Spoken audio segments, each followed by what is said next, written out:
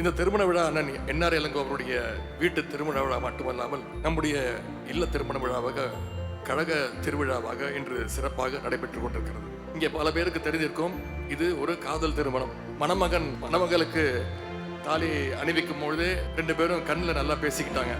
என்ன, நான் சொன்னதை செஞ்சு காட்ட பார்த்தியா அப்படின்னு மணமகள் கேட்க, மணமகனும் ஆமா நான் நல்லா மாட்டிக்கிட்டேன் அப்படின்னு மணமகன் சொல்வதும் எனக்கு கேட்டுச்சு. மணமக்கள் ஒருவரை ஒருவர் புரிந்து கொண்டு நடக்க வேண்டும். விட்டு கொடுக்க வேண்டிய விஷயங்களுக்கு விட்டு கொடுத்து, விட்டு கொடுக்க கூடாத விஷயங்களுக்கு விட்டு கொடுக்காமல், குறிப்பாக நல்ல நண்பர்களாக வாழ வேண்டும். நாட்டினுடைய அரசியலமைப்பு சட்டத்தை பாதுகாக்கிறதுல நம்ம என்ஆர் இளங்கோ அவர்கள் எவ்வளவு உறுதியோடு இருக்காருன்னு நான் சொல்லணும்னா, இங்கே நான் மணமக்களுக்கு மாலைகளை மாற்றுவதற்காகவும் அம்பால தட்டு கொடுப்பாங்கல்ல, அந்த தட்டில் அவர் என்ன வச்சிருந்தாருன்னா, தலைவர் எழுதின திருக்குறள் உரை, அரசியலமைப்பு சட்டம், அதை வச்சு தான் அந்த மாங்கல்யத்தையும் மாலையும் வச்சு கம்சாரத்தில் தான் எடுத்து கொடுத்தேன். இப்படிப்பட்ட என்ஆர் இளங்கோ இல்ல திருமணத்தில் நானும் உங்களோடு சேர்ந்து கலந்து கொண்டு வாழ்த்துவதில் பெருமைப்படுகிறேன்.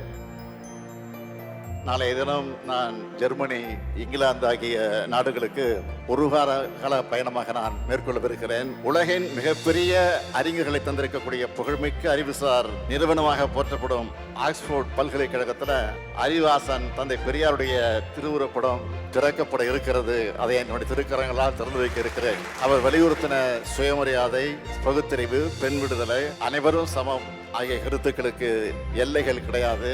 அப்படிப்பட்ட அறிவு மேதை உலகளவில் அடையாளம் காணப்பட்டு அங்கீகரிக்கப்படுவது நம்முடைய தமிழ்நாட்டுக்கு பெருமை.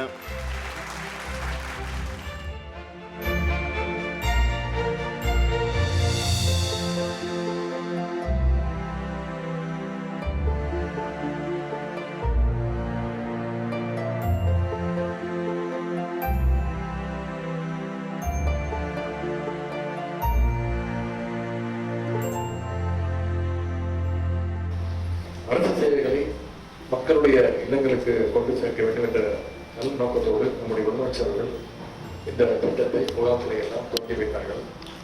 இந்த முகாம்களில் பெறப்படுகின்ற மனுக்களுக்கு 45 நாட்களுக்குள்ள தீர்வு கொடுக்கப்படும் என்று வாக்குறுதி அளித்து முதலமைச்சர்கள் இந்த திட்டத்தை துவக்கி வச்சாங்க. தமிழ்நாடு முழுவதும் இதுவரைக்கும் 11,000